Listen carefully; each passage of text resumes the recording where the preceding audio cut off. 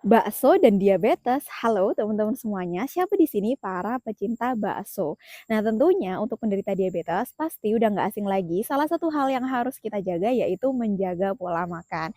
Nah ini merupakan sharing pengalaman dari cerita ibu aku yang dimana beliau adalah penderita diabetes dengan gula darah beliau itu di angka 400. Yang dimana salah satu hal yang diwajibkan oleh dokter selain yang namanya minum konsumsi obat generik yaitu menjaga pola makan. Kenapa? Karena pola makan ini sangat berpengaruh banget. Tentunya disuruh ngindarin gula, disuruh ngindarin yang namanya manis-manis, tepung-tepungan, dan lain sebagainya. Yang dimana bakso itu merupakan salah satu makanan yang lumayan harus dihindari dan bolehnya dimakan kalau bisa sebulan sekali kayak gitu. Nah padahal bakso ini adalah makanan kesukaan dari ibu aku.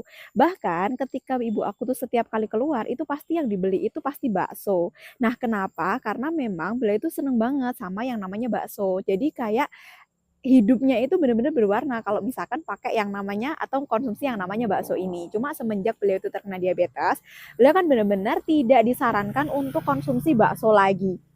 Nah dari situ beliau tuh sempet di titik, aduh bingung makan ini nggak boleh, makan itu nggak boleh, makan bakso nggak boleh. Akhirnya beliau itu sempet tensinya pun juga ikutan naik juga gara-gara terlalu kepikiran karena makan ini itu nggak boleh dan lain sebagainya.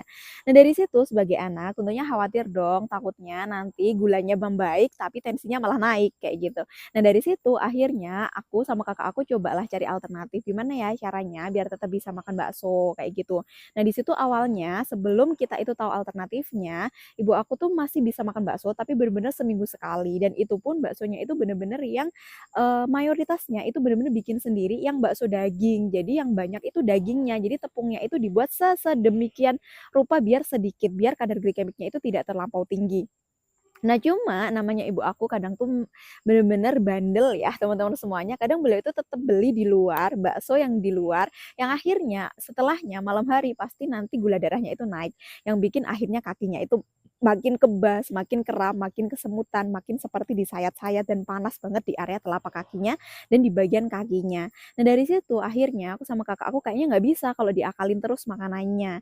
Nah, akhirnya cobalah cari alternatif. Pada waktu itu direkomendasikan untuk detoksifikasi, fokus untuk mendetoks gula yang dia itu sudah menyebar ke seluruh tubuh. Pada waktu itu direkomendasikan pakai vitamin Cina.